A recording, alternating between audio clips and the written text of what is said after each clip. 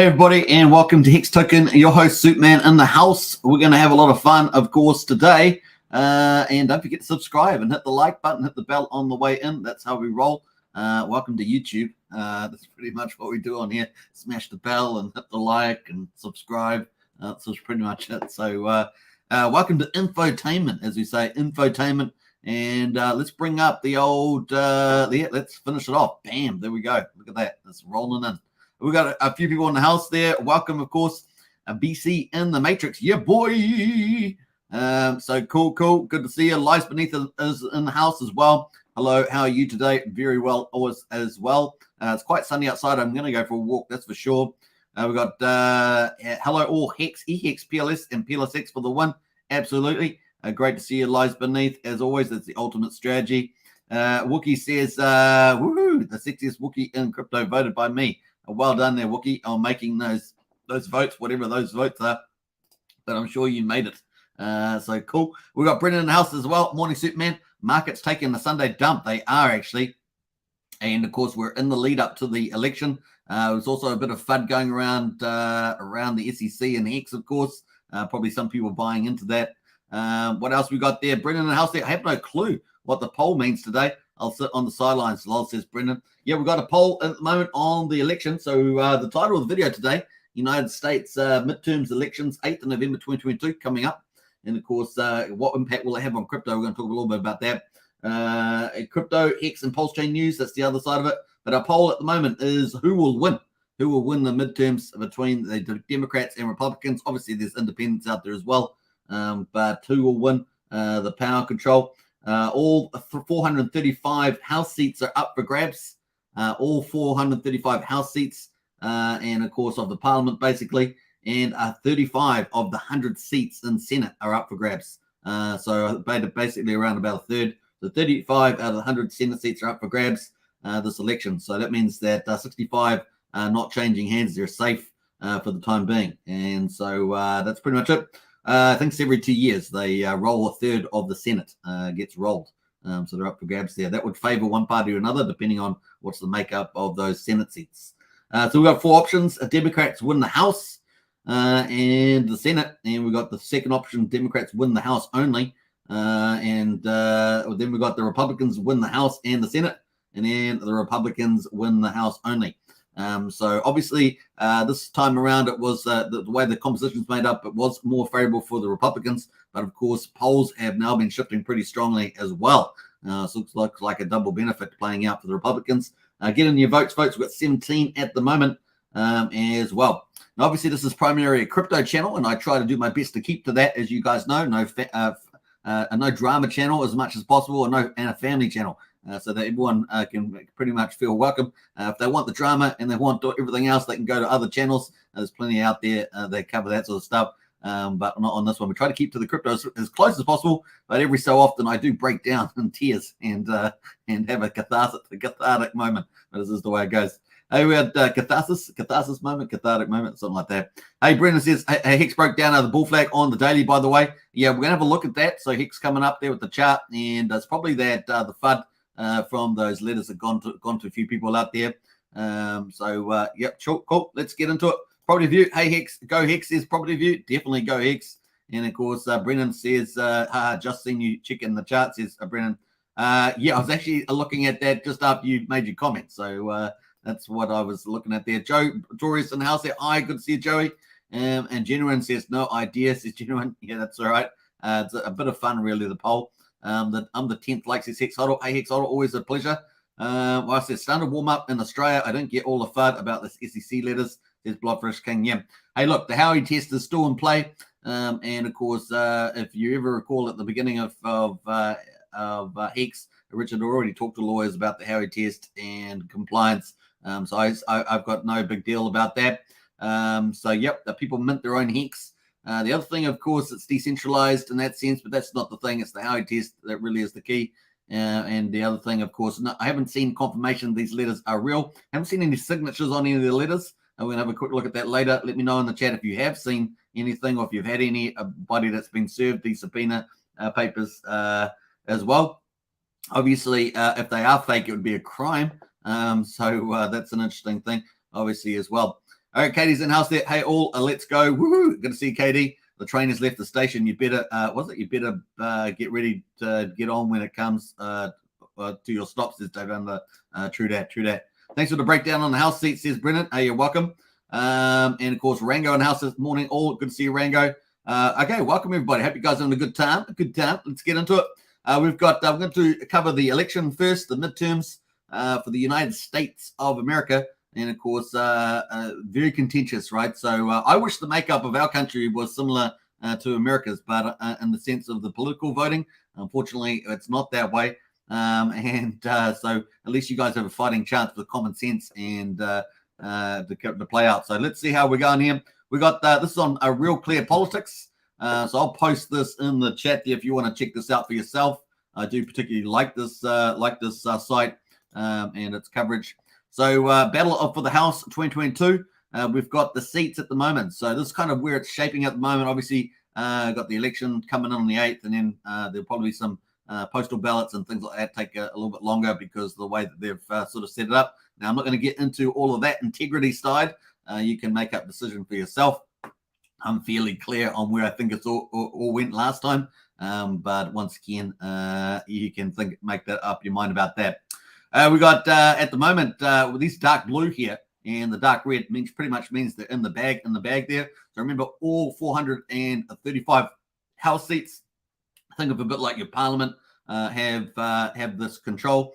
And of course, the US system has checks and balances in it. That's why it's split up so much. That's why yesterday we talked about there being three main parts of the government. We've got the judiciary with the Supreme Court and all the other circuit courts and everything else below it. We've got in the middle, we've got the legislature with the House and the Senate. And then we have the executive with the president and all of the state departments underneath that, including the Justice Department sitting underneath that. So it's sort of checks and balances split up. That's the idea how it's supposed to work. And of course, what happens is that what we've seen is the current administration have weaponized the GOP. Now I'm getting into politics here, but weaponized the GOP, arresting opposition members, and of course, setting things up like that, journalists as well. And we've also seen slowly trying to erode the impact of the laws and also the committees that are on inside the legislature, weaponizing all those. So we've seen this chaos go on at the moment. And I think we've seen a swing in the polls. So we're going to find out what the American people think of all this behavior. And of course, you can still have democracy and things like that in name only, right? So you slowly pull out the legs of the chair underneath it, as opposed to so there's a chair, but we're taking away all the legs of the chair. So it's all pretty much in name only. So that's a big risk at the moment that we're seeing. But in any case, people are going to get to the Americans are going to get to vote and decide what they think of the current policies versus the economy, et cetera, et cetera, et cetera. So lots of issues up for grab. Obviously, the economic ones are taking priority. They generally do.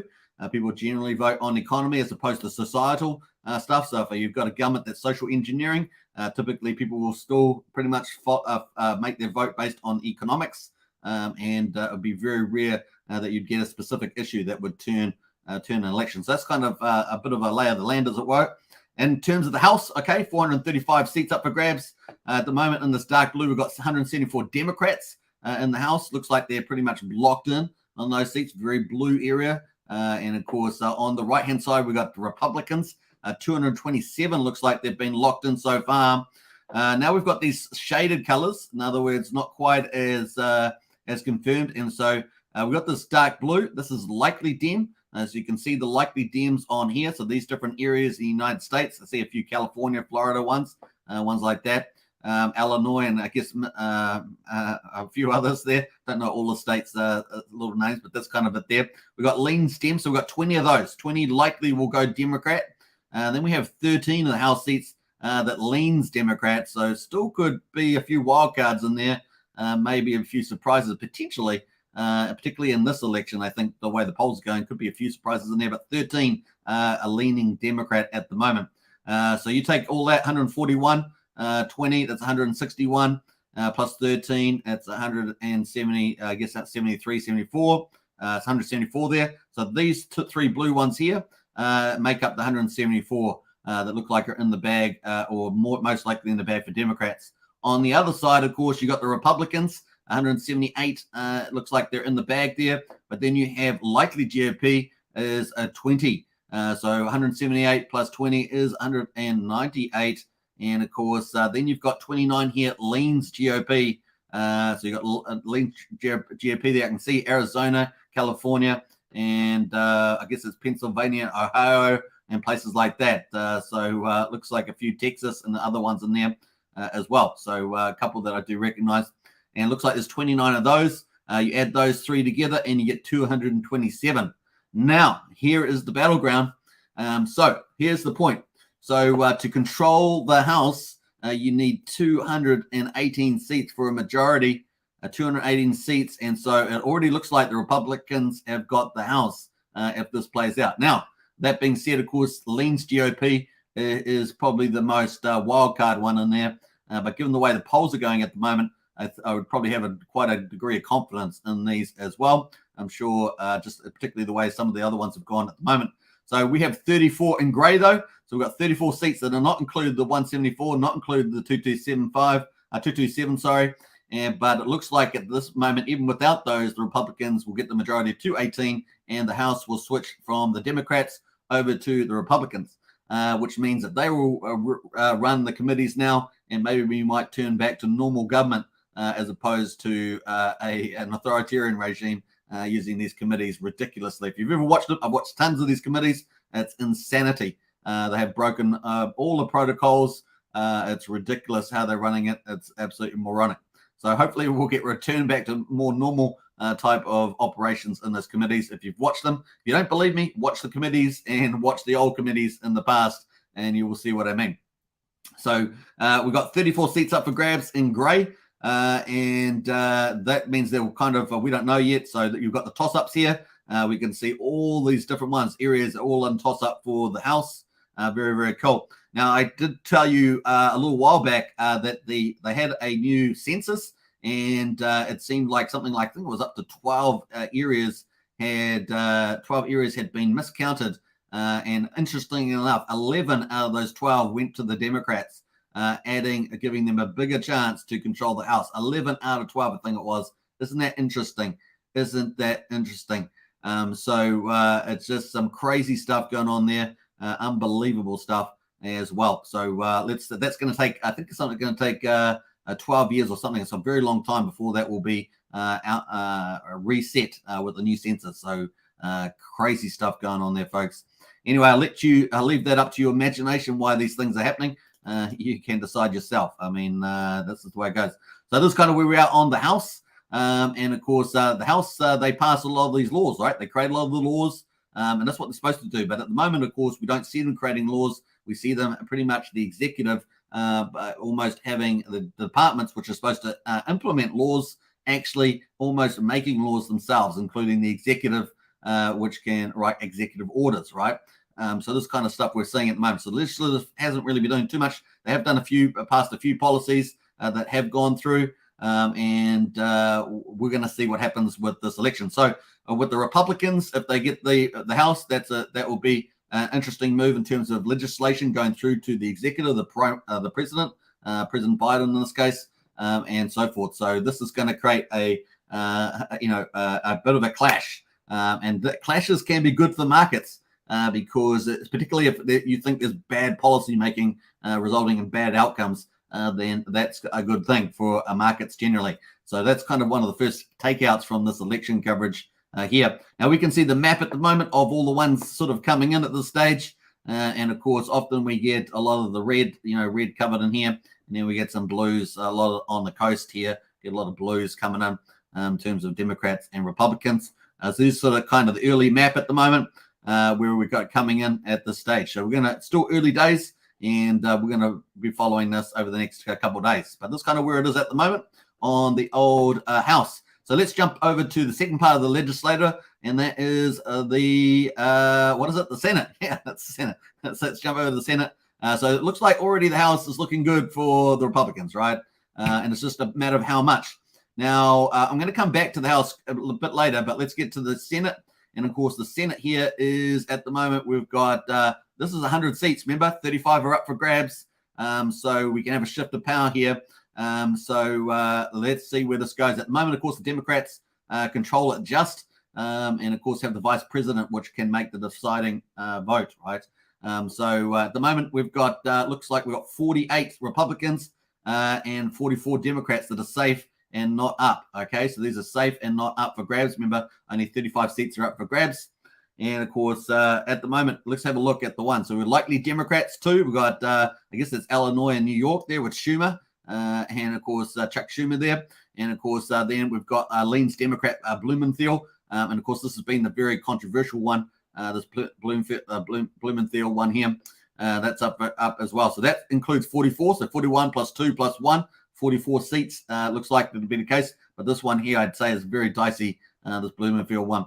Let me know in the chat what you guys think, particularly if you're in America and you keep tabs on this election. Now, on the Republicans 48, we've got likely Grassley, Open, and Lee. We've got Lean's GOP, Open, Rubio, and this one's open as well. So we've got these ones in here as well, 48. Now, remember, you need 50, 51 to control, or 50 in the vice president. But in this case, Republicans will need 51, right? So there we are. So 51 seats needed for a majority. So that's cool. So we've got 8 seats up for grabs, folks. 8 seats up for grabs. So the Republicans need 3 out of these 8, including winning the leans and the likely ones. So we've got Kelly, Bennett, Warnock, Hassan, Cortez, Murray, and open one here, and Johnson up for grabs in the toss-ups. This is the battleground, and for the Senate. And of course, remember, laws come through from the House, Congress, and come through to the Senate and have to get passed over there. And that's kind of how it has to play. And so you want that, if you get that blockage, it's really bad. But if you can win both of them, of course, you can pass laws through that way. They've still got to go up to the president to get signed. And of course, he can veto it. That's the thing that we can see. So we've got 8 up for majority at the moment. So let's have a look at the breakdown. Obviously, a lot of red in the middle, and typically blues on the coast. Typically what you see there. So we've got Alaska red, and we've got Hawaii down the bottom here, blue, Democrats there. So that's kind of where we are at this stage. That's kind of the shape. Still got a while to go. But I'm kind of thinking myself that we'll probably get 52, 53 for the Republicans, and potentially higher, maybe even 54. It's kind of where I feel we might end up going. Remember, 35 seats are up for grabs. That means that 65 not up for grabs. They're safe, and so forth. So these are the battlegrounds ones here. We'll be watching this pretty closely. And of course, this Blumenthal one as well, I think, is also. So let me know in the chat what you think about that. So, all right. So let's say that we've got the 4 options in the polls at the moment. We've got who will win. We've got Democrats win the House and Senate. Democrats win the House only. Republicans win the House and Senate. Republicans win House only. So we've got a breakdown there. We've got 30 votes. So cool. Thanks for voting, everybody. And really is a bit of a fun poll as well. Obviously, we'll find out what the results are. Now, obviously, what will this mean for crypto kind of thing? I guess if the Republicans win the House and the Senate, let's look at that scenario, then they can end up passing laws right through that way, but they've got to take to the president, and of course, they've got to get those through. So if the Democrats running through the president don't like some of these laws, they're going to block them. In other words, this could be very good for crypto, very good for the markets, because that means we've got a stalemate. In other words, particularly if you think bad policies are coming through the existing Democrats, then you're going to end up getting stalemate, and that can actually be good for the markets, because then we don't have any negative policies coming through. You'll get some bipartisanship going through on some of the stuff, but a lot of the big ticket items probably just won't pass anywhere. And of course, the executive can crash that. Now, obviously, you need to be able to overturn the president. You need 2/3 of a majority in the House, and I don't see that happening.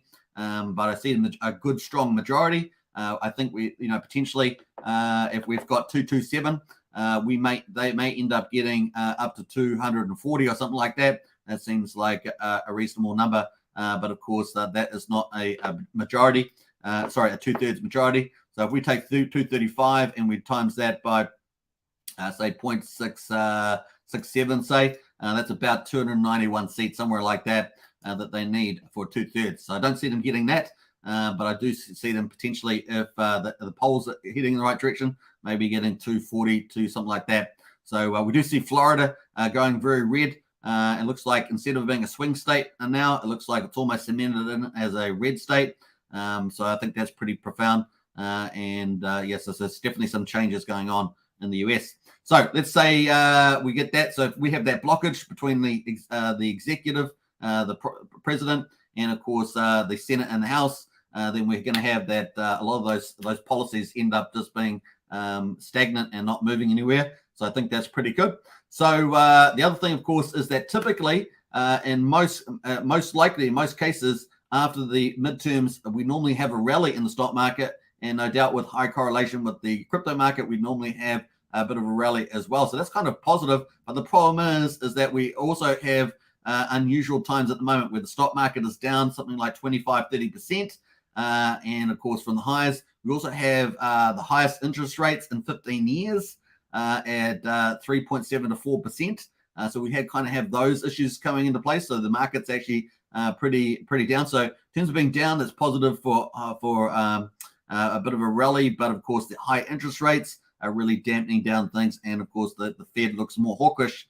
That being said, I think the Fed is kind of trapped at a point, but I do think they'll probably go a bit more aggressive than most people think. Instead of 4.5% on the federal funds rate, which is another 50 basis points from here, possibly going to 5%, trying to push the limit where they can go. Because I think they really are stuck going higher than that. And of course, the higher they go, obviously the heavier, the harder the landing, and of course the higher the payments for the United States in terms of their 30+ trillion debt and things like that. But I think we are seeing a bit of a turn as well. We're expecting 95% chance of a recession in 2023. That's the other thing. So pulling back down the economy, hurting that, and of course that's going to flow into employment. And we're already seeing cracks in the big techs and things like that, employment. So definitely is the case. So that's kind of where we are at the moment. And I think the Fed's going to be pretty much, you'll probably see them using the same playbook as the administration. I'm talking about the executive as opposed to the House and the Senate, particularly if it switches hands to the Republicans. That you'll see the executive playbook. Why do I say that? Because we've already seen that with obviously with the debt coverage, but we've already seen that with the policies that they've been talking about, stuff they shouldn't even be talking about, policies, and they're talking about all this administrative policy. It's supposed to be neutral, right? It's supposed to be neutral, caring about the monetary supply, interest rates, and employment, right? That's what it's supposed to be doing, and not doing all these other stuff, climate change and all this other stuff they're doing. It's just ridiculous, right? So they obviously work and pretty much working on the same script as the current admin. So we've got to see a change in that as well. So that's kind of where I feel they're going at the moment. So cool. And what does that mean for regulations? Obviously, there's some regulations going through, trying to go through the House at the moment. There's a lot of criticism about that regulation around crypto, and of course going through to the Commodities Future Trading Commission. And so I think that quite a bit of that will probably be highly criticized and maybe highly changed, even if it does get bipartisan support. At the moment, it's got bipartisan support, but it's got a lot of people on both parties criticizing it. So it's really a bit of a mess. And of course, that would regulate digital commodities even more. So I think that might end up getting stuck too, potentially. Certainly be watered down. There's a good chance for that. So I definitely think we'll probably, I think there's a less chance that we'll get a bit of a rally after the midterms. And of course, I think that there's normally we would, like most likely we would get a rally like 6 months afterwards. But I think that we have that potential with the markets being down. But I think offsetting that is the higher interest rates and the more hawkish, at least until the end of the year, right? Maybe even up until February. And of course, I still think we've got an extended rocky period. I've talked about November being rocky, but I think we've still got a bit more time now after that last rate hike. And so, so we might get a pivot, but the pivot might be still maybe 2-3 months away as opposed to December. I was thinking it might pivot in December, and we'll know for sure. We've got the inflation coming up on the 10th, and that's going to be pretty important. Not because of them targeting that, but because if we get under 8%, that's going to make the market get more excited. So 2 days after the midterms, maybe even when the results come out, we're going to have the inflation data. If it does come down, then it might be game on. We might get that rally that typically happens after the midterms. So we'll be looking at really closely. That being said, of course, the Fed's been looking at employment and things like that. They really want that to come down, wage inflation come down, all that sort of stuff as well. So there's lots of other metrics there So yeah, but we are more in terms of the bond markets. We're almost seeing, the 30-day, the 90-day almost crossing over. The 10-year rates and stuff like that. So that's going to be pretty interesting for a pivot as well. Could indicate a pivot. We might see that as well for the Fed. So lots of things happening there. And at this stage, I'll be more cautious about a rally, unless, of course, the inflation is down lower as well. That could bode well for the markets. Just saying, hey, look, I think the Fed might pivot a bit earlier than later. So at this stage, I'm kind of feeling like a January, February, because obviously we've only got two. We've got the Fed meeting in December and then Fed meeting in February. So now I'm kind of think the February is the critical probably pivot point as opposed to December. But we will see if the inflation comes down a little bit there. We might get that rally as well. Cool. So that's some of the cool stuff there. And we may get a rally out of there if we get those things happening, is basically what I'm saying with the inflation. The other thing, of course, I think the market will take the fact that that a no laws going through is better than bad laws going through, and so the market might see that well. And of course, crypto regulation itself may get stuck in there as well, if not watered down, particularly around the commodity future trading and regulating digital currencies. So that could bode well as well. That is quite a specific thing, so we'd have to monitor that specifically. But definitely, it's getting highly criticized at the moment. And I certainly know that there are a lot of people trying to influence people who are standing for parliament and things like that to be critical of those regulations around crypto and stuff like that. So it's going to be fun to see. Hopefully that is a good summary. Let's get into it. That's pretty much it on the elections. So we're going to jump over to crypto, see where we are at the moment. In fact, the BTC just started pulling down the last hour from the looks of it. It was sitting over 21K. Let's get into some of the comments, and then I'm going to end the poll. How far is the poll now? We've got 35 votes. So let's end the poll where we are and see what people think, and then let's look at people's comments as well. Rango would be pretty happy. I left their comment up there. Okay, so who will win all 435 House seats and 35 of 100 Senate seats up for grabs? Republicans win the House and Senate, 82% out of 35. It's pretty strong. Democrats win the House and Senate. That's 8%. So I do think that's a very outside-y chance, but definitely the Senate's probably more contestable, but the House, I think, is pretty much a done deal. Republicans win the House only 5%, and, of course, the Democrats win the House only 2%. So, yeah, I do think that's that's the more likely wild card there. What else there? Let's get up. So that's pretty much it on the results. Thanks, everyone, for voting. And, of course, QQ's announced here. It's game over for America if Dems win anything. I agree with on that one, personally, myself. Obviously, we like the place where people get to express their views. QQ says the best thing is an open for business, do nothing government. I agree with that too. You want them to government to just do basic stuff, basic security and things like that, and maybe basic social welfare as well. JB says both parties have disappointed, but as of late, it's clear that the Dems are the party of totalitarianism and lack of respect for the Constitution. 2024 looks like DeSantis challenging Trump. Yeah, it's going to be interesting. I did see a few things around that, and I did see stuff that they weren't going to challenge each other on that. We may see. I do expect to see for the GOP, I do expect to see a man and woman run for the next one. So I think there are a couple options for some very good Republican woman if Trump is running. But of course, DeSantis there is the wild card.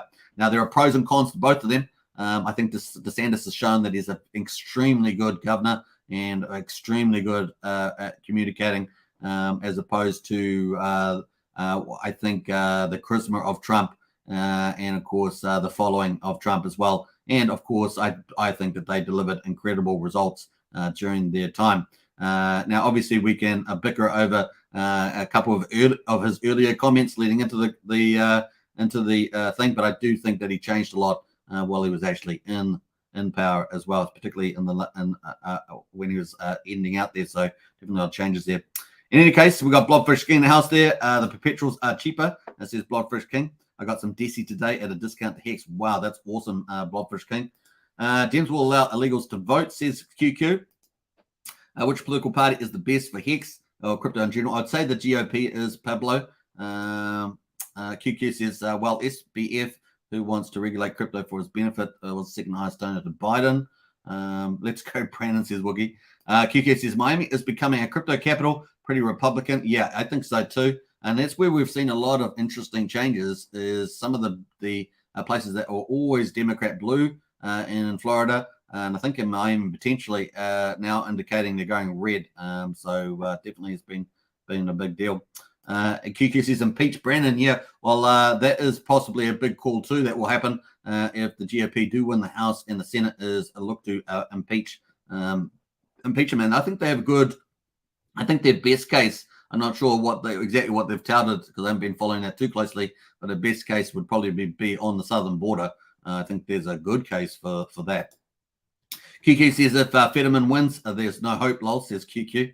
And JB says party. What's the best for crypto? Oh, I think we already looked at that one. How can you donate?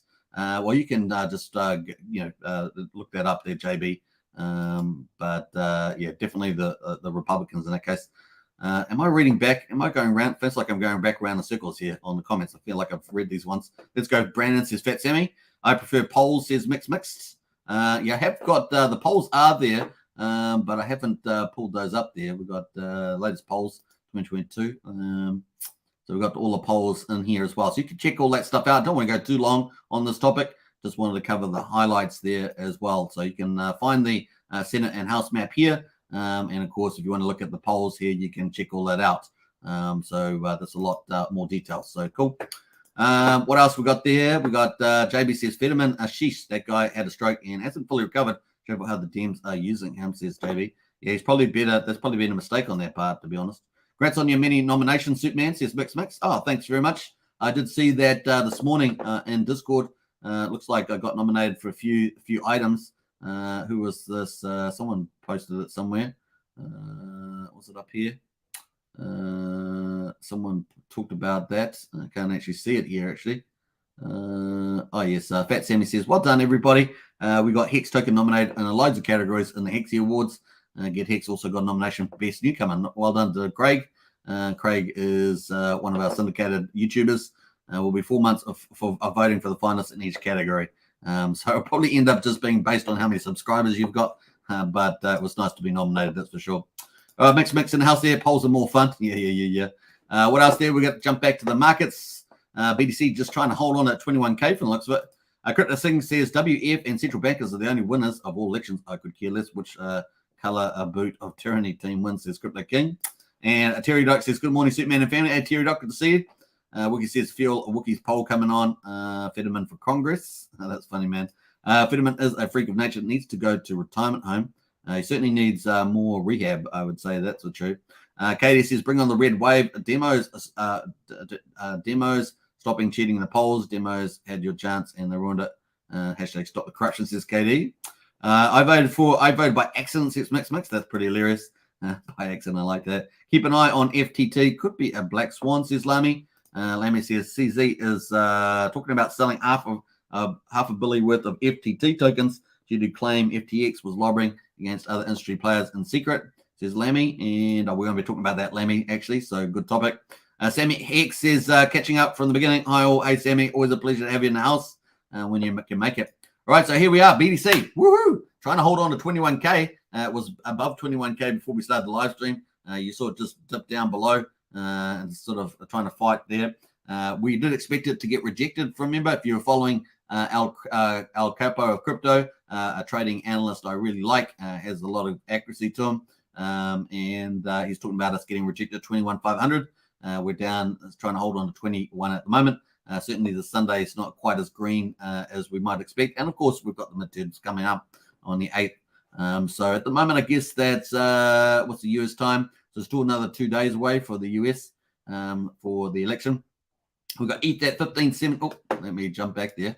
Accidentally clicked on the ETH. It's 15.74 on ETH, down 3.5%. BNB down 3.7% at 336.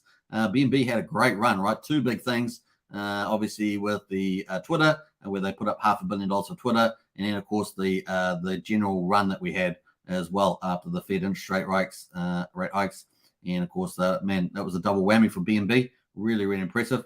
Dodge, of course, is down at 11.5 cents. I remember yesterday it was about 12.5 cents, got up to about 15.5 cents on the Twitter thing. Obviously, that's going to take time for the process. Now the market hype has died down. And of course, I know that Elon still puts out, little dodge things, but that's kind of where we're at the moment.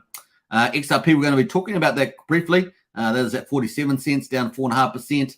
And Solana, of course, Matic, of course, was a beneficiary as well. And so has been Solana of some of the big tech firms like Google supporting these chains.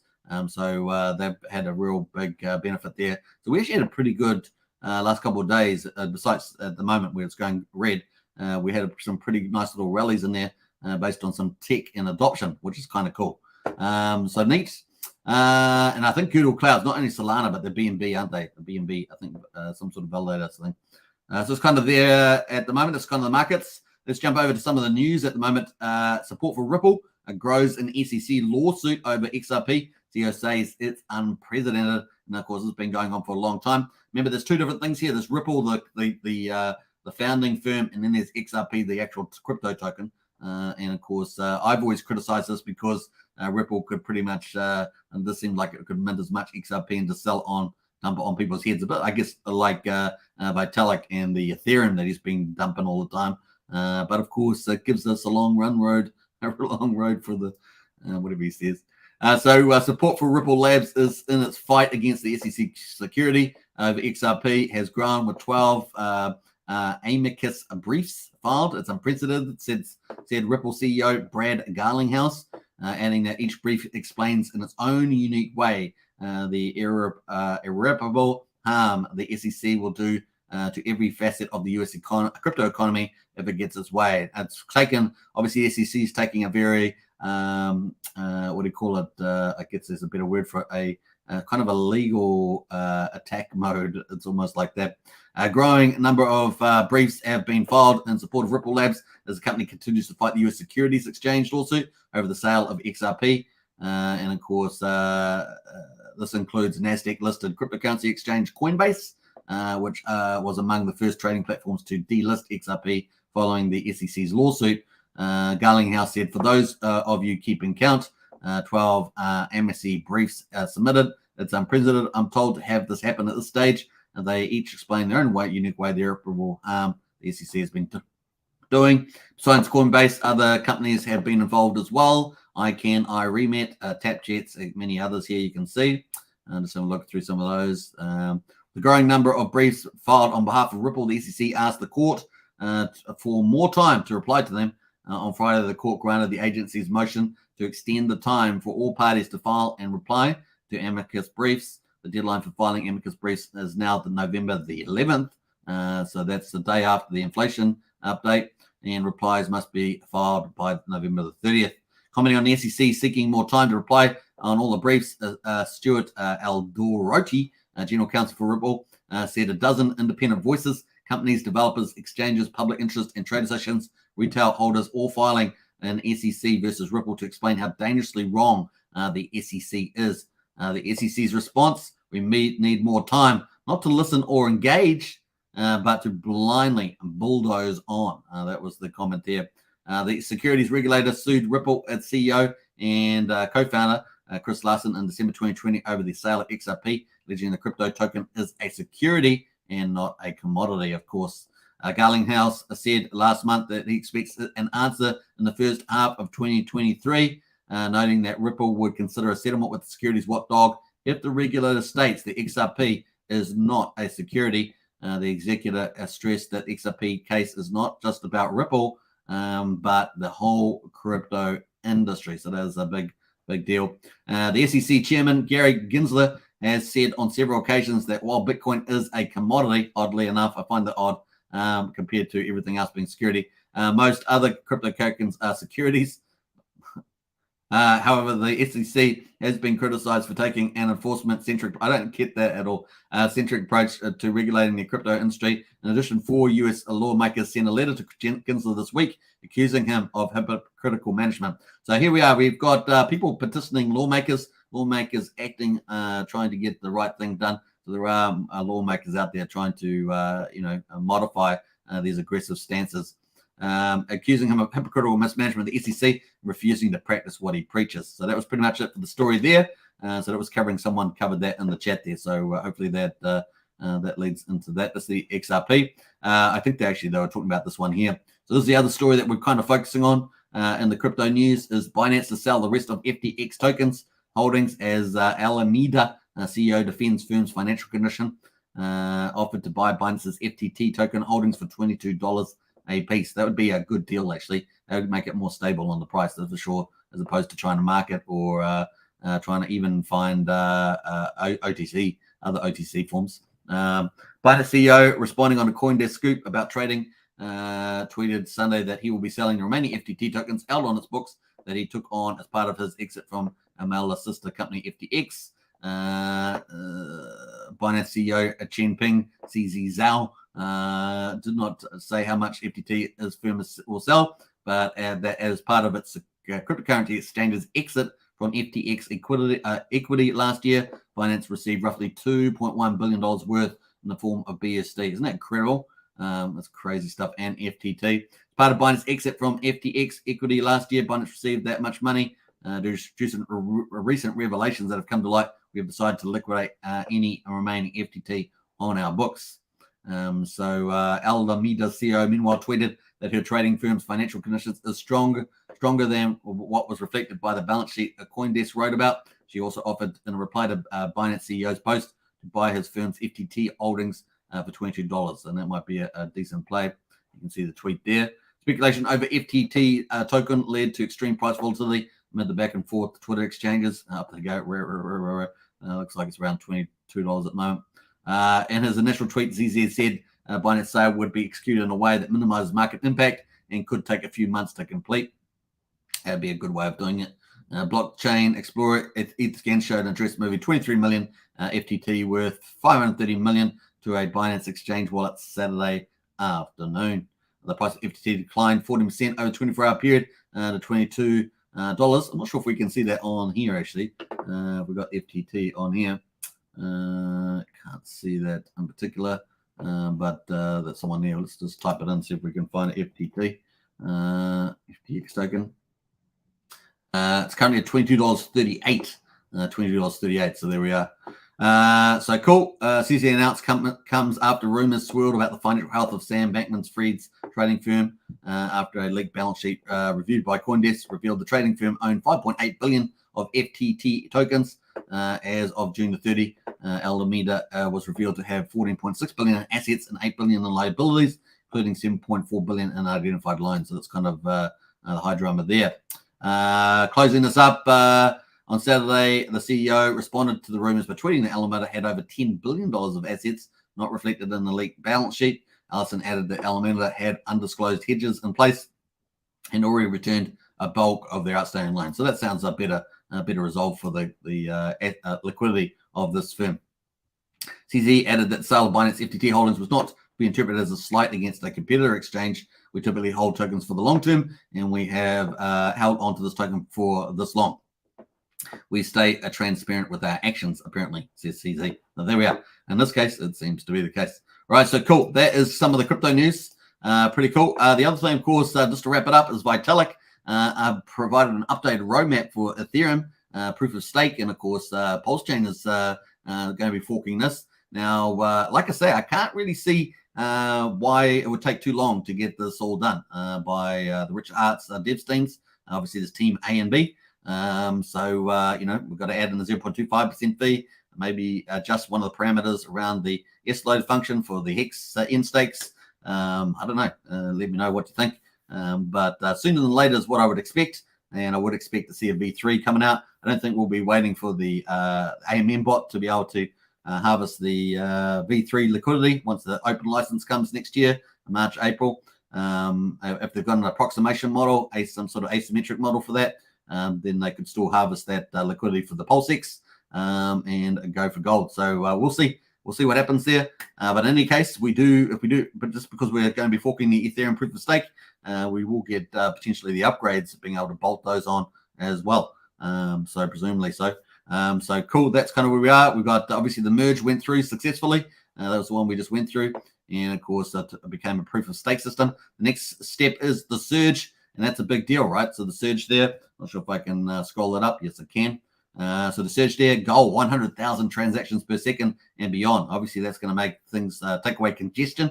Imagine a pipe and you get that congestion. So that's going to take that, a lot of that away and allow the ETH chain to, remain relatively cheap and allow transactions to go up, which would be really cool, and growth to be had.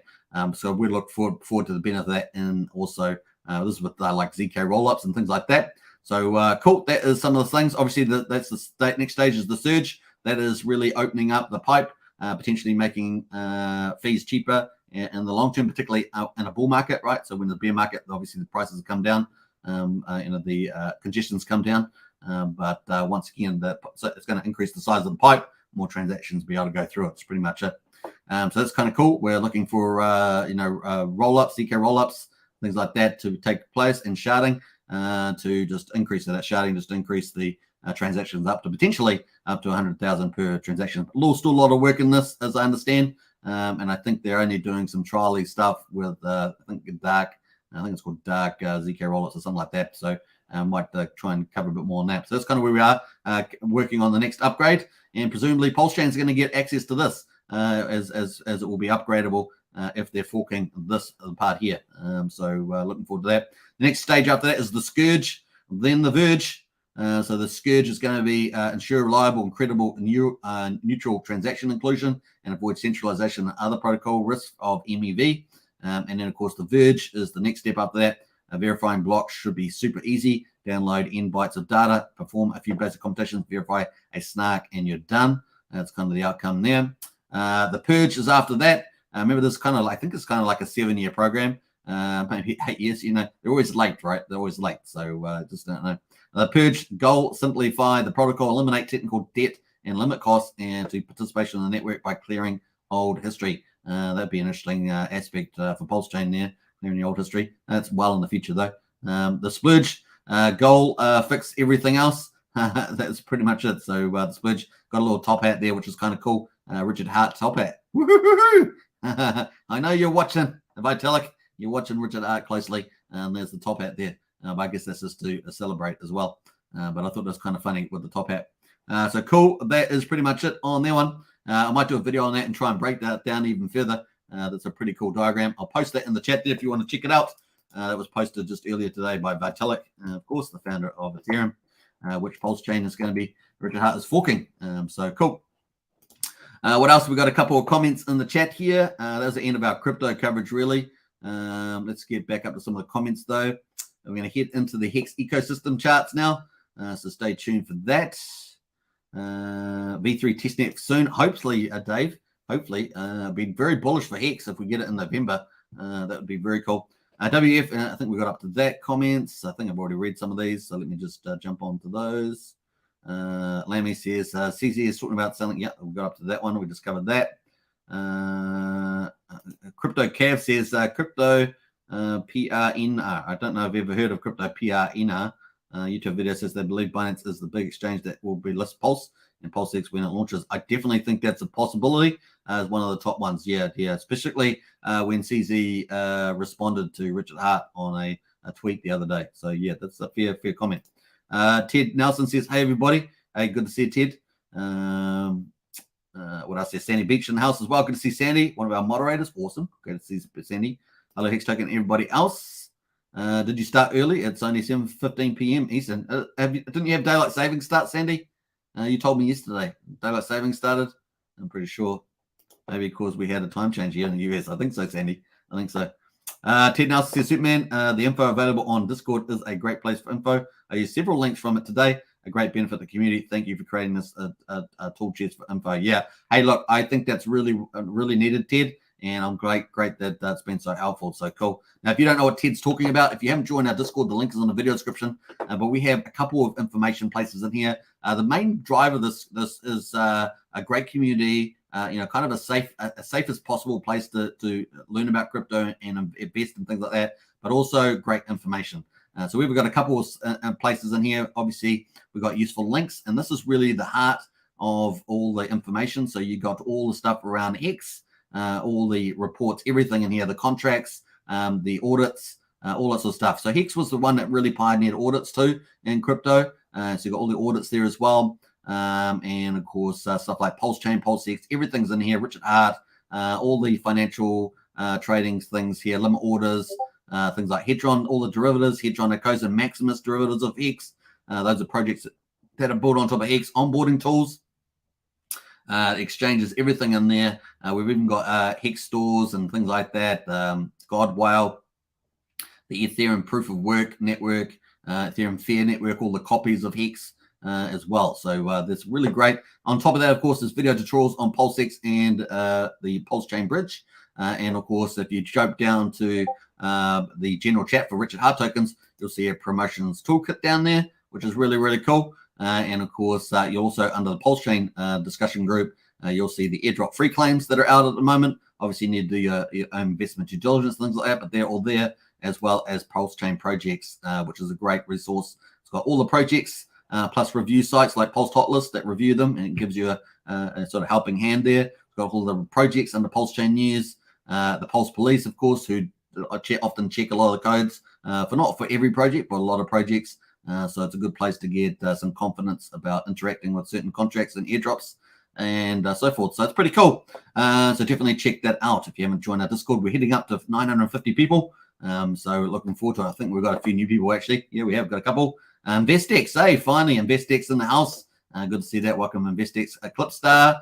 We've got Crypto Afros just joined, which is pretty cool. Let's give him a Polymaximus and Alan Crypto as well. We might give you another Poly Water. How about that? Poly Water. And of course, we had Josepa yesterday, but Getter the day before. So big welcome to everybody out. We had Heath, HH, and Paul J. Farkas in the house there. I think that's pretty much it. I think I'm up to date there. So cool. All right, so let's jump over to, let's close out of some of these sites. We're going to close out of all the crypto stuff we've talked about. We are up. Oh, did I just get rid of it? I think I accidentally got rid of one. I didn't want to. Yeah, I did. So cool. We have had, I've got rid of my Hex chart as well. Oh my goodness, I'm not doing too good here. Accidentally closed down too many sites. Let's pull up our charts here. Hex USDC. All right, so this is Hex charts at the moment. And at the moment, we've got probably got a bit of that FUD playing out with the old SEC thing. It just takes a certain amount of people to believe that, and down, people start to sell. That's probably what's happening here in the chart. We have our bull flag. It really has broken down now. I think it broke down pretty much once we broke down the golden bucket, which is the 65 here. So yeah, that's kind of, we're broken out of that. So even though it has the stored flag formation, we've just come back too far. And of course, just getting a little bit of that FUD at the moment. So it's kind of cool. So neat. What else we got going there? Sandy, I needed a rest. I slept till noon today, says Sandy Beach. I guess you did. Sometimes it happens, right? It happens with what are we going to say? With the daylight savings, it trips you out big time. Really does. Yeah, this is Discord. If you want to join the Discord, thanks, Brian, one of our community leaders there. If it wasn't for Hex Token, I'd be clueless. So from the bottom of my heart, thank you so much, says Dave. You're welcome, man. Appreciate that. Thanks so much. Hey, look, it's not just me, of course. We have awesome community leads. We've got Brian and Fat Sammy doing a wonderful job in the community. We've got all these awesome moderators, Sandy Beach, Shano, many others in there. So KD, just doing incredible. Wookie, so many cool people in there helping out. So it really is cool. It is really a community effort there. So cool. We got the price at the moment, 3636. Definitely come back further than I expected. And I can only explain this by, I guess, the SEC FUD playing out a bit here today. That being said, there is a bit of a tinge of down market across the board. We can see that obviously in the markets. Of course, I think Hex is front run that kind of differentiation. That difference seems to be probably some of this SEC FUD floating around. And of course, we have got Eric Wall enjoying himself, fudding it as well. Guys, it's happening. Hexian influencers are getting subpoenaed by the SEC over Hex, Pulsechain, and PulseX. Now, it is a bit of what people call a phishing expedition, where they're trying to get information. Now, this is assuming it's real. I haven't had anyone's I haven't seen anyone confirm that's real at this stage. But the Hex information channels are filled with information about it. But in any case, if this letter here has a signature on it, that'd be something special. I haven't seen the letter itself. and it's only gone out to a few people. So that's one of the things here. Now, obviously, there's some information on here I find very bizarre. And of course, there's this part here, documents to be produced. So let's assume that it is real. Documents sufficient to disclose all domestic and foreign bank, brokerage, cryptocurrency, or other financial accounts held by you on your behalf or your benefit, and any digital asset wallet addresses held by you on your behalf or your benefit. I find that particularly bizarre. And I certainly wouldn't be putting this up without having lawyers, and of course without having confirmed that this is actually from the SEC. So I gather that a couple of people will be doing that if they so got these. Now, obviously, it's easy to troll with these. People can send these out and target these, make copies of these, and be fake. They can be completely fake and send these out as well. So that's the other thing. The other thing, of course, the other parts of this documents to be produced, all agreements, documents, communications concerning Hex, Heart, Pulsechain, and or Pulse. So this thing Heart here, that makes no sense. That is crazy. And why would you write Heart there? That's not professional at all. So that's kind of bizarre, including not but limited to agreements concerning you or your represented promotion of Hex, Pulsechain, or PulseX. So that's also bizarre. All agreements, documents, communications, continuing payments that you and your representatives received as well. That there part, that's probably not so surprising, but some of this was definitely surprising. The second part, the first part, definitely looked dodgy to me, particularly in an information looking environment. To get that sort of information seems very bizarre to me, and very scam malicious looking. That's why I'm very doubtful of this. Obviously, the people that may have received some of these, I think was it Hexo or other people like that may have as well. I haven't delved deep any further than seeing these things here because it just seems nonsensical. The other thing, of course, is that at the beginning of Hex, the Howey test was pretty much Richard got legal advice on that, and that seems to be no issue there. So we do know that there was a lawyer out there trying to cause trouble. And maybe that they've tried to elevate this to the SEC. Yeah, that's the only possibility I can see if this is real. But at the moment, some of the parts of this letter look a bit dodgy to me. In any case, not to say that the SEC wouldn't ask for some of that, but of course, that's between the people asking it. So the way it goes. Like I say, this is not a court case. It's an investigation. That's the other side of it is too. We believe that you may possess documents, data that are relevant to an ongoing investigation being conducted by the staff of the United States Securities and Exchange Commission. We hereby notice that such evidence should be reasonably preserved and retained until further notice. Additionally, the enclosed subpoena has been issued to you as part of the investigation. It requires that you produce documents responsive to the subpoena and attachment. Please read the subpoena and letter carefully. So I'm not even sure if this is the normal process that they run. The other side of it, and this letter answers some questions you may have. Obviously, there's only two parts of the letter from the looks of it, and we haven't seen the other. The other thing, of course, what's the signature? Now, they have got some names that do appear to be okay. Kleinman here, Jamie Marino from the looks of it. And so if people have confirmed that, I don't know. Now, a lot of people may have got these letters, may not be talking about this at all. So we've not got any confirmation on that. But in any case, it has got some bizarre stuff in it from my point of view. And so forth. So that's pretty much it. November 1st, that's the dating on that. So we'll see what happens. Cool. Eric Ward's having a fun time with it in any case. All right, so cool. That is pretty much it. Probably getting more followers as well. Pretty much it. All right, so cool. That is pretty much there. And Hex at the moment is at 3642 on the price there. Let's see any comments there. We're going to jump to Hedron at the moment. Hedron also down as well at 3432. We're not getting that big move up in the head of the Hex HSI auction. Just remember that, coming up here, actually, let's zoom in here a little bit closer. Coming up here, we've got the US elections coming up as well. Obviously, it's a little bit tentative in terms of the price for Hex. Then we've got the inflation coming up on the 10th of November. That's kind of the more important number, in fact, than the US elections, I think, is the inflation data. Obviously, if we're less than 8%, I think that's more pivotal. And then, of course, we've got the HSI auctions coming up for the Hex HSI auctions coming up. And that is really close. 5 days away. So 0 UTC time on the 13th. So that's going to be pretty cool. Now, will we get some wildcards here? Now, let's actually, I realized I didn't go through the timeline here, so that's what I'm going through now. We've got, will we get this wildcard of Pulsechain V3? That's very bullish if we get that out. That would be the first, instead of using the the Binance chain version, we'll be getting the first Ethereum proof of stake testnet up and running. That'd be very bullish. And I'll be looking forward to that. So I think that's really a good sign. We're expecting that to be relatively short too. What does short mean? I don't know, 4 to 6 weeks. I don't know. That's kind of feel what I mean by short. We will find out. So that's kind of cool there. I'm going to pull in Richard Art's comment on that. Let's pull that video in. I think it's pretty important. So let's have a look. Let's jump into some of this. I'm going to get back to the comments in the chat. So just hold on to that one. Where are we getting up to here? Not that one. Not that one. Yeah, this one here. So cool. I feel that the security considerations for Pulsechain's consensus strength are very, very, very, very similar to Ethereum 2.0's.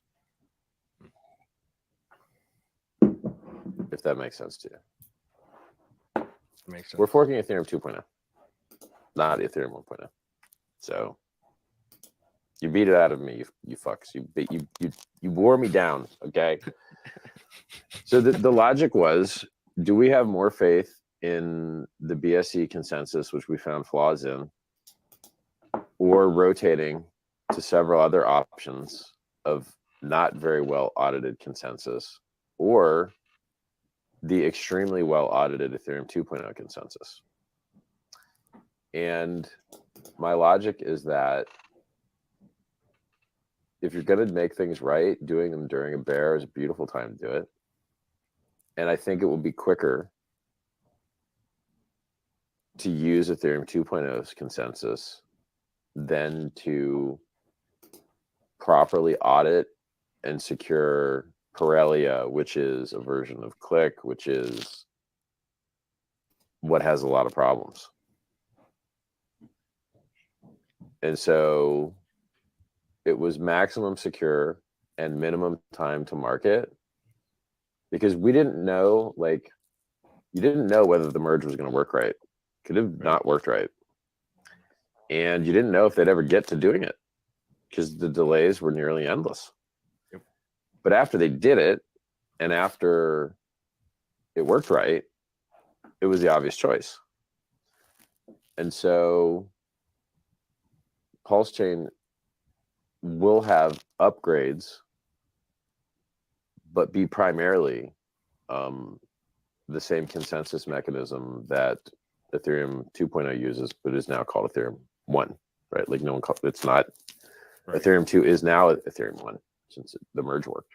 So it's strong. It's safer, it's faster, and any upgrades that come in the future for Ethereum, such as sharding, we will get on our chain. And we wouldn't have got had we stayed with Ethereum 1, because the forks would have diverged. And so it's just better. So we're doing what's better, and it didn't take us any extra time to do it. So it's actually good news. But I got savaged so hard for giving you guys an update last time that, like, I'm super not into it. Like, I feel like someone's gonna make me eat shit for giving the good news basically now. I bet someone will. Someone will bother me and make me feel bad. Someone will make me feel bad about. Bro, you got. So that was kind of Richard's talk about the Pulsechain launch. So if we get a V3 a bit earlier, that'd be pretty cool. And of course, the Pulsechain launch, hopium, of course, this is speculation. December, January would be pretty neat. Now, sooner than later, obviously the next kind of period that people were speculating about is March, April. And of course, some people are talking about 2024. But I don't really see any reason for any of that delay. Presumably, this is going to be a lot simpler than doing the BSC with the bugs and things like that they were talking about. Remember, they were up to testing the chain, throwing bots at it and doing that security attack vector stuff. So hopefully that comes sooner than later. Super bullish for Hex if that all plays out. The other cool thing, of course, is the wildcard, where the wildcard plays out again in the second half or end of November, and maybe December there. With the Hex third birthday coming up pretty closely as well. So it's coming up soon. And that is only 23 days away to the Hex third birthday.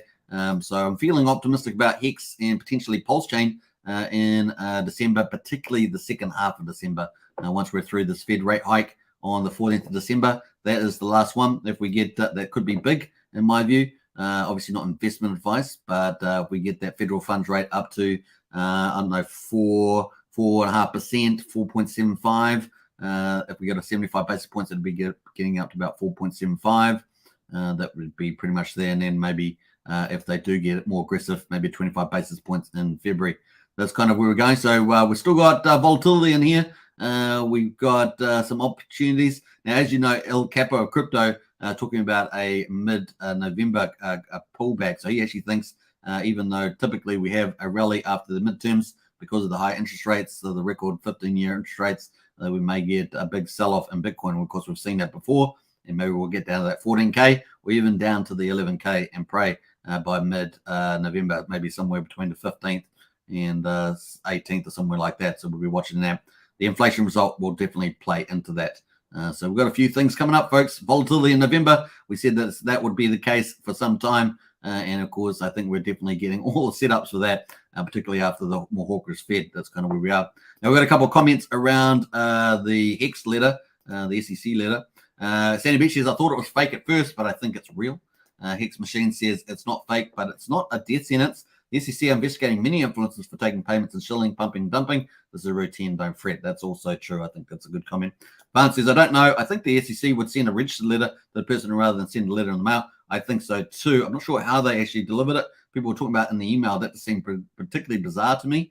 But in any case, or send a process to deliver. Yeah. Have you? I don't know if anyone has received a letter has done a video on that. Let me know whether Hexo or anyone else has done a video on that because I haven't actually looked. I won't be surprised if most crypto. I just know that there's lots of scamming letters around like this that come around. People like to get the community riled up, so that's also part of it. I wouldn't be surprised if most crypto YouTubers, influencers start receiving similar requests. RH knows the law. He built his products to comply with them. All good. Yeah. So he did. He had the Howey test compliance with lawyers. And I think the fact that people mint their own Hex is definitely a play on that.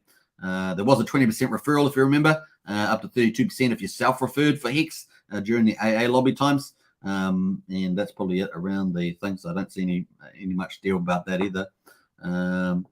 Vance says there are some people out there that think Hex is a Ponzi scheme. And they can't understand why people are still doing 5 for 5 high stakes after nearly 3 years. Hex is still kicking. Yeah, the other thing, of course, is Hex is actually, if you think about it from that point of view, Hex is actually performing better than a lot of those other products because it actually is an investment product and from that point of view. So I agree with that. But really, it's the Howey test is the biggest thing, and I think it complies with that. I think a lot of the other ones don't, though. I think a lot of the other projects out there don't. Francis and House, hello. Hex Machine says devs found Richard Hart devs found BSC vulnerabilities. Did they disclose them to the Binance devs? I think they did one of them. I think they did Hex Machine, if I remember rightly from one of Richard's comments. Sandy Beach says hi, Fried Francis. Good to see you, Francis. And Pulse Bezos in the house as well. Jesus in the house. Nice one, the Pulse Bezos. Right, cool. I think that's pretty much it. Let's jump over to we got Hex weakening a little bit more there too, down at 3.6. We've got Hedron is down at 3,432. And of course, we've got the huge Hex HSIs coming up. And of course, well in excess of this. So 68,600 T shares, probably more than that now, up for grabs. A huge amount of the T shares supply is up. So, well, was it 0.66% of total T shares? So huge. Remember, T shares about 10,444,000. So that's a big percentage.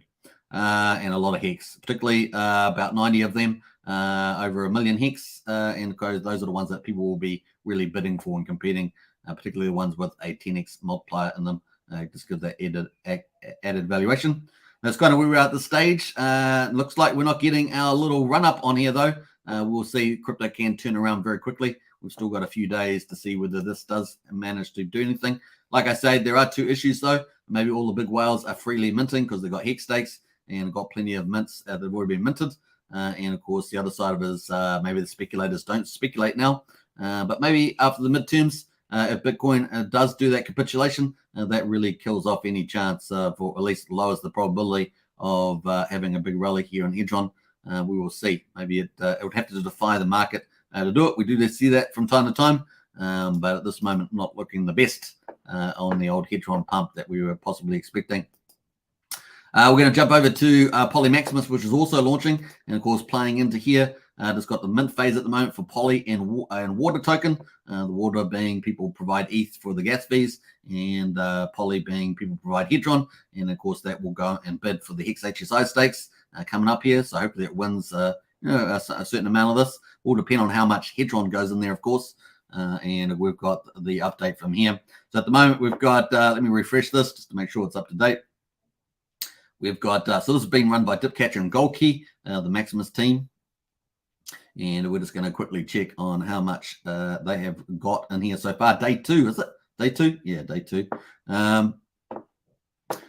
We've got 320 billion in 2 days. So that's pretty good. 160 billion a day. Not bad. Not bad at all. We've got $1.2 million. I think there's still a couple more. No, I think it's about right. Yeah, we've got 85% is going to be the bidding average. That's actually up from yesterday. Pretty sure we were at what we were at. I know we were at 86 yesterday. Maybe we were down slightly then. 85. 272 billion is going to be used for bidding out of the 320.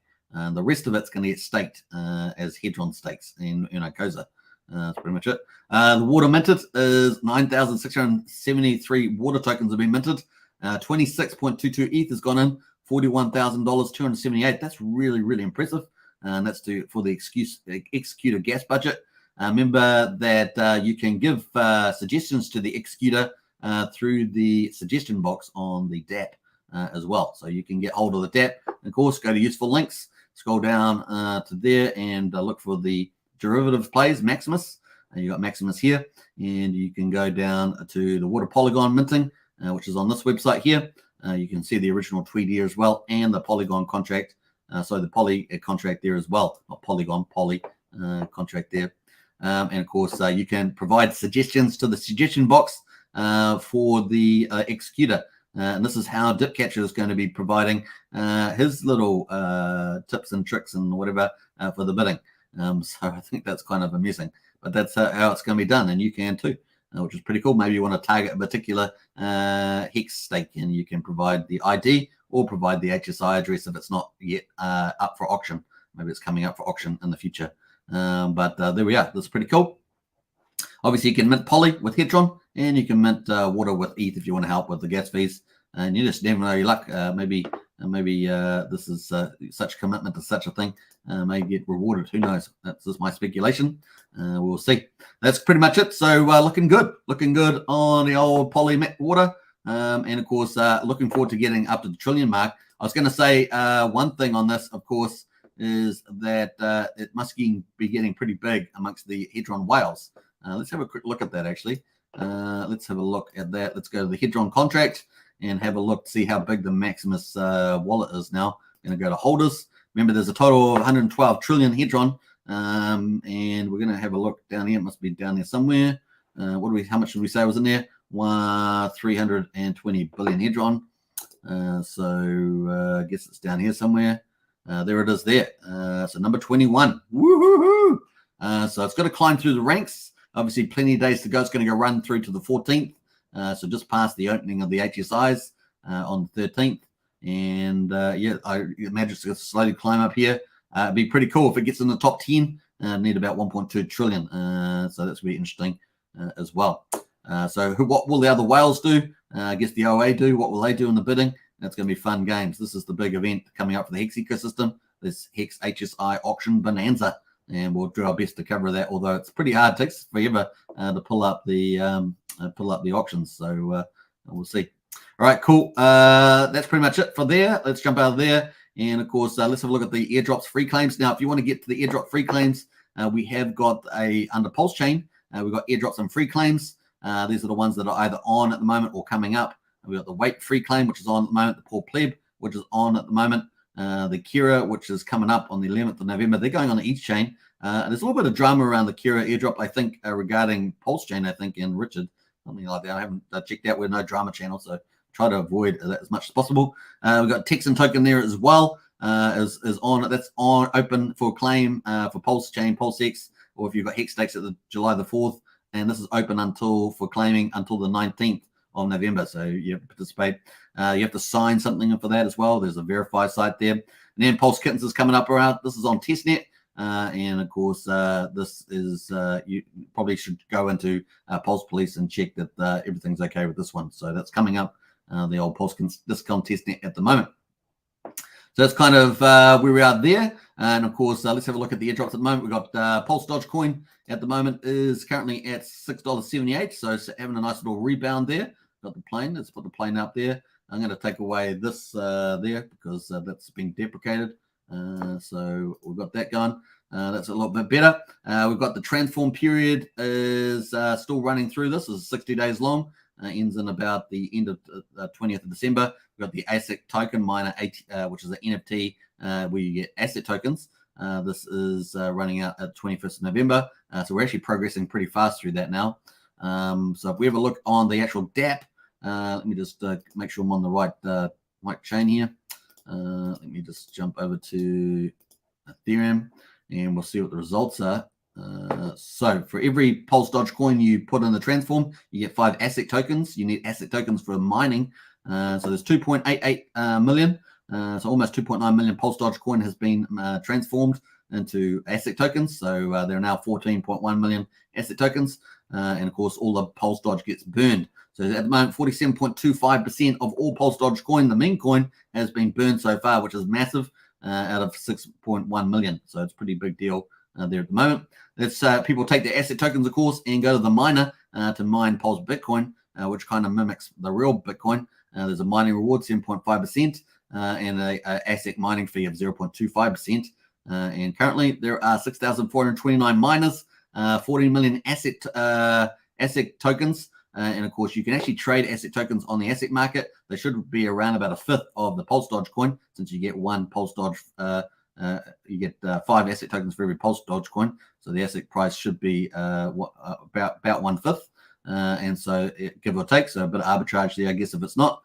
So Pulse Doge and asset are currently trading, but everyone is mining Pulse Bitcoin, but Pulse Bitcoin is not trading. We won't see Pulse Bitcoin come out for at least another 13 days. So just remember that. Pulse Bitcoin is not trading on the market. Anything you see is a scam. Currently, we've got 1,047,974 Pulse Bitcoin has been mined, but not yet minted, I guess. And we've got 10.5 million Pulse Bitcoin is the first. This is called the halvening 0. And once we get to the first halvening, halvening 1, so forth. So remember, there's going to be 10.5 million in the first halvening 0 phase. Once we get to halvening 1, which is the next phase, then obviously we get halvenings, and of course we're only ever going to have 21 million Pulse Bitcoin. It's kind of that at the moment. Let's have a look at the global data. Gives us a bit of idea of the top wallets in the global active miners. Also gives us the top wallets in the global active ATMs as well. Jumping ATMs, which is over a 30-day period. Remember, transforming is over a 60-day period. Over a 30-day period, we've currently got 2,342 ATMs. 696 is the average points, which has actually gone down from yesterday. We're over 700 points per ATM. 1.6 million points in total, which is about $1.6 million, right? So 1-for-1 at the moment. And of course, you can use, a bit like the what's NFTs, you can use different currencies, USDC, DAI, Wrapped ETH, Hex, Hedron, etc. To do that. So that's kind of where we are there on that one, and so forth. So people are using that. They're basically getting asset tokens when they've got the asset token miner, as opposed to transforming PLSD into asset tokens and then mining Pulse Bitcoin straight away. So it's pretty much it. Now, every halvening, they're going to get less asset tokens by holding the NFT. Once they claim the NFT, of course, they get the asset tokens, and then they can go and mine. Eventually, we're going to have Pulse Litecoin from the looks of it, and so you'll be able to mine 2 tokens with your asset tokens. And of course, that's going to be probably bode pretty well.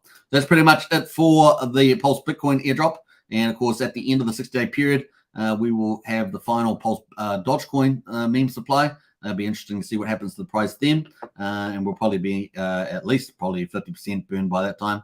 The other thing, of course, what happens after the asset token miners finish as well. That means any capital that's going into here potentially may just float into Pulse Dogecoin as well. It'll be interesting to see whether there's much of an effect on that as well.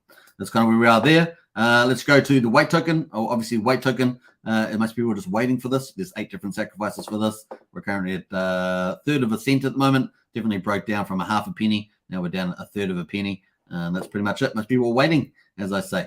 The Zen token, this had its pump and dump.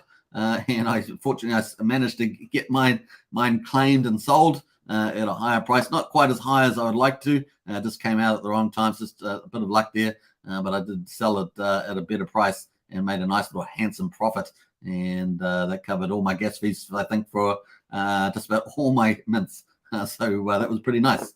So very nice. So that one played out. So cool on that one. And of course, we'll see how this goes. This is really a possibility at this stage. So cool.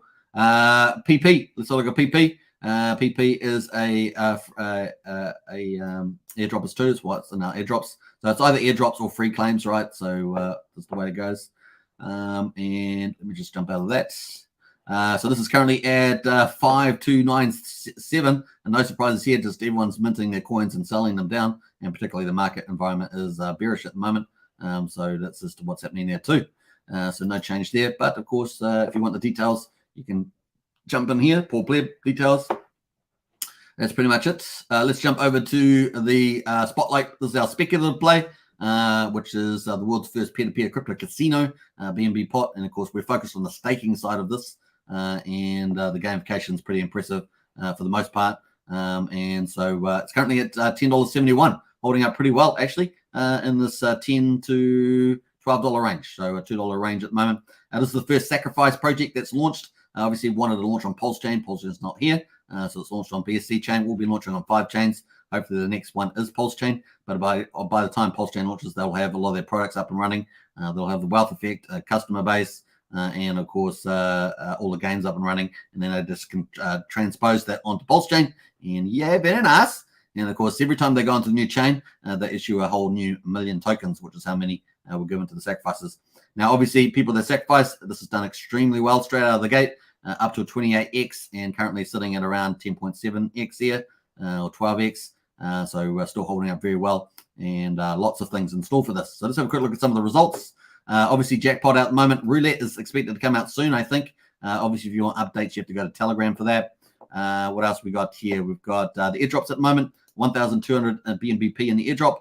The lottery at 82. That's a weekly lottery. If you're staking BNBP, you get that. And of course, the burn there is just kicked off. So it looks like we just had a burn, and that must have reduced the supply. So let's have a quick look at the supply there. I'm going to have to go to another chart to do that. Wrong one. BNB pots, and let's have a look at the circulating supply, total supply. Sorry. Oh yeah, woohoo! All right, nice. So it's starts off at 1 million. That's now down at 998,910. Just keeps burning away at that BNP. Now, it won't have an immediate effect now, but in the future, that's going to have an increasing impact on the BNB over time. It's just going to go down, down, down. So it's pretty cool. And the business, this is unlike an inflation token. The business is going to keep probably operating. Obviously, it's based on volume. That is the one thing. But of course, that will just keep burning. 2,297 addresses at the moment. So looking pretty good. Let's have a look at the Teams wallet. Team wallet's up here too. 61,688 in the Team wallet there. No change to that. That is the participation wallet. That is staked at the moment. So you need to adjust the staking wallet for the participation because that's going to be rewarded to people once the final BNBP has been won. That will be allocated to the people that are holding it. That's kind of where we're at the stage. So cool, people are staking. Let's have a look at stake percentage at the moment. 74.68% of staking, really, really nice, but that does include the participation wallet. And of course, that will come out eventually once the last one has been won. So far, 37,228 BNPP has been won, but really the BNB bonus tokens will be distributed when all 100,000 tokens have been won. So that's a period of sell-off and volatility. And the reason why I'm so certain about that is because obviously a lot of players win this.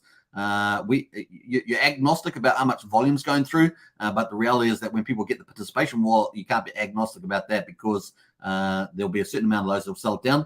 But where there is a sell down, there's opportunity for people that want to pick up staking value at a cheaper price, and that bodes well for the future because once this is a one-off launch bonus paid out to players, and of course people that refer as well, and that's pretty much it. So that's kind of cool. On the positive, that's on the sell side, but on the positive side, new games are coming out. So as new games come out, roulette's expected next. The revenue will increase every month as a new game comes out, approximately every month. It will get bigger and bigger and bigger, presumably, as the volume games. So you'll have jackpot revenue. The jackpot is going to be burning. It's going to be airdropping. It's going to be lottery. And then you got the roulette revenue coming in, and so on. And this gets bigger and bigger. And so excited to see where this goes as well. So cool. It's kind of where we are there. Very cool. Let us jump out of there. Cool. Let's have a look here. So that's kind of where we're at. Hex at the moment, 3.5 cents still on that side. Definitely broke down our flag here. And we've got Hedron at 342. We've got BTC at the moment, 20,900. ETH at 1574. And that's pretty much our coverage of BNBP there. But looking, it's just one of those ones you just stake and just let that thing do its thing. And slowly over time, it's going to be cool. There will be opportunities to pick up a lot more. And hopefully stakers. Now, the other thing with stakers, they stake 100 days, so they'll have to restake. That's 75, almost 75% has to restake. Plus, if you add on top of the team's wallet, on top of that, that takes off a lot more relatively off the market. But of course, liquidity pool only has about 12,000 BNBP in it anyway, so it's going to move around a little bit there. All right, cool. The other stuff coming out, of course, the highest of stakes. Woo-hoo-hoo, bang, bang, bang, bang, bang. And of course, look at this. The countdown begins. Be one of the 555 people to own a piece of history. Something remarkable is coming in 7 days. So we have got a bit of fun coming here from the highest of stakes. Remember, this is expected. They're currently in the distribution phase. So we just saw them do the orchestra music, which I'll play at the end of this live stream. And of course, they're going to add that to the finished movie product. And of course, they're trying to do distribution deals. As I say, it's a bit like a three-stringed approach. So the highest of stake team has a sales agent. They go through to an agency, and then the agency deals with the big streamers like Netflix, Hulu, and Disney, and all those sort of things. And so that process can take a bit of time. So that's the thing. And getting a deal. So they've targeted on the website Q1, Q2, 2023, as opposed to December, which was kind of the original point of view. And of course, that time frame, I think, is much more practical as well. So that's sort of staying there. I don't think that's going to particularly influence the Pulsechain launch. And I think, we'll just, I don't see any reason why that would. But of course, the timing can be beneficial, I should say. But in any case, that's kind of cool. Yeah, looking forward to this for the high stakes. I guess we're going to get a couple of short videos. We have a little video here. I think it's got Pirate RG3, is it? And here, just giving us a bit of a teaser. So we'll probably get a few teasers coming. As from the looks of it, something remarkable is coming. Not sure what that means, but look excited in any case. No matter what comes out of this team, always enjoy it. The highest stakes form documentary. I think it's going to be the biggest crypto documentary out there since probably, I don't know, the first original Bitcoin one. Remember, there was a Coinbase one, but it's kind of a marketing one. So I think this is going to really send waves through the whole market. So pretty exciting. Hope the SEC enjoys this. The SEC enjoys this movie because it's going to be great. It's going to be really great. All right, so cool. Hope you guys enjoyed some of that. That is pretty much where we are. We're coming up to an hour and a half, 128 minutes. Let's see who else's other comments have been made. Let's go in here. Let's go here. No, I think we're up to there. Yeah. Hex Machine says, I'm going to jump back to the Hex price here while we're waiting. Just reading through his comments. Nice. If they did disclose to the BSC devs, it really kills Eric Wall's argument that rich devs are excommunicated by other EVM devs. It's all just bear market FUD. Like, yeah, I agree with that. Yeah. Sandy B says, I still have to do my poly and water minting. Oh, Sally, Sandy, I can't believe it. That's crazy. All right, so we're going to top up those numbers now, Sandy. We're going to hit the trillion mark now. Woohoo! Ted Nelson says, subpoenas need to be hand delivered to person. Yeah, that's what I thought too. That's why I wasn't convinced by this letter. That's why I've been critical. Without doing even more detail, just looking at the face of it, it didn't make much sense to me. And in certain situations, which must be articulated and approved by the issuing judge, can be delivered by alternate means or to the person's attorney. Just the way that they're talking about going to emails, that made no sense to me either. As if this is not delivered directly, then the subpoena can be quashed. Also remember that a receipt and copy of the subpoena must be returned filed with the issuing court. Yeah, that's what I thought too. I'm glad to see your comments there. So there is a record of the subpoena under a court case if it is legit. I agree. Says even an investigation one, that's just bizarre. So I do agree. It's very, very weird. I'm waiting, says Sandy Beach, for the weight token. And Advance says, that's what I'm thinking as well. Are the SEC letters fake to create FUD for the whales to get cheaper Hex before the mainnet? Well, if it is, then it's definitely working. We're down at 3.5 cents at the moment. Hex Token, congratulations on nominations. You're killing it on KBTV voting, says Gen X. I appreciate that, Gen X. And congratulations to yourself. I understand you've been nominated for the best new as a Hex YouTuber. Let me just jump into the general chat there. I think we had a comment on that earlier. Gen Hex also nominated for best newcomer. Nice, well done on that one. Very cool. So that's kind of where we are there. Let's jump into some of the other comments. Yeah, if you haven't voted, of course, go and vote for me. Why not? I mean, it's a bit of fun. It is a bit of fun. Remember, like this Crypto Coffee and others in there obviously have huge followings. So this just your sister numbers game. But do get out there and throw a vote my way. It's always a bit of fun there. What else there? We got Sandy Beach says, was the announcement today? No, that was those letters came on 1st November is the date, but it just seems so dodgy. Just the way it's done, this doesn't seem right. Particularly the thing around Hart. I mean, it's like, what? That makes no sense. You would write Richard Hart in there. So that was just bizarre. Just stuff like that. The asking for your wallets and all that detail, that is bizarre too. So the first thing you're going to do, right, is ring the department, the SEC department, and confirm the letter is valid, right? That's the first thing. And you probably do that for a lawyer, right? You do that through a lawyer. You could just do a phone call, but you probably do it through a lawyer. Ashtree says, howdy all. Hey, Ashtree. Hello, Superman. Mike Racine in house. Good to see you as well. I'm voting, says Sandy Beach. Nice one. Yeah, get out the votes there. All right, cool. What else? I think that's it. We're up to an hour and a half and 1 hour and 31 minutes. We have rocked it on the DMC. What a great session. Hope you guys have enjoyed it. We covered the election. Remember, this is a crypto channel, but it is a key event. And, of course, it will have ramifications for crypto. So we've covered that. I think we did pretty good coverage of that.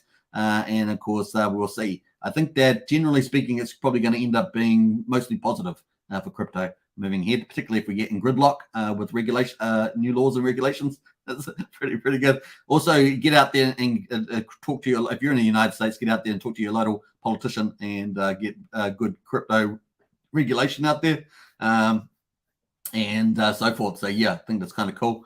And let's see if we get a bit of a rally. Like I said, the only thing sort of mitigating that is the Fed interest rates, which are more important, I think, than the Fed, than the election itself in the short term. So, yeah, in the long term, obviously, legislation is more important. But in the short term, I think that is definitely an issue there. So, cool. We may see that happen. All right, so cool. What else? I think that's kind of it. Let's play out some fucking music. Enjoy, everybody. Take care. Bye for now. Woohoo! Here in my $3,000 Valentino Rockstud purse, my $3,000 Prada jacket, $2,000 Prada shirt, $2,000 or $3,000 Prada pants, Prada glasses, Prada hat, Prada bracelet, and it's all Prada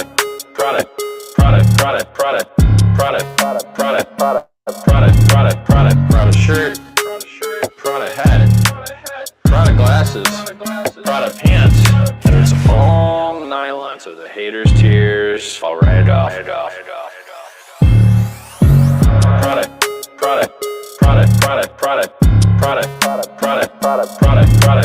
Prada shirt, Prada hat, Prada glasses, Prada pants, and it's all nylon, so the haters' tears fall right off. Lil Bubble, let me ride that rocket.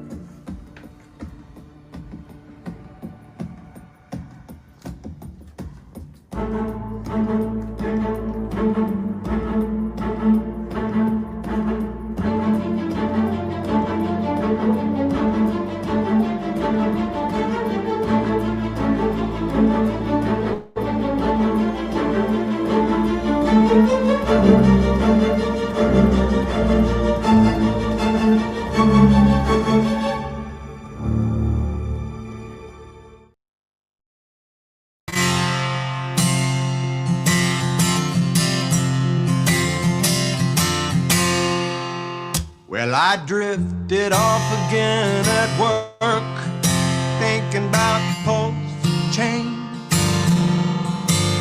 And occasionally I think back to that twerk, Richard Hart bringing his game.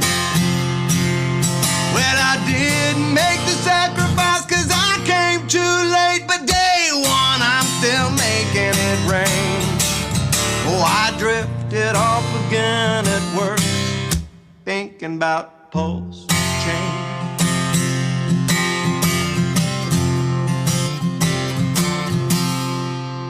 I woke up in a sweat last night, dreaming about PUSD. Won't be long before I'm going to bed, wearing a Rolex. There's so much to love about it, I can't pick my favorite. It's almost better than sex. Well, oh, I woke up in a sweat last night, dreaming about PUSD.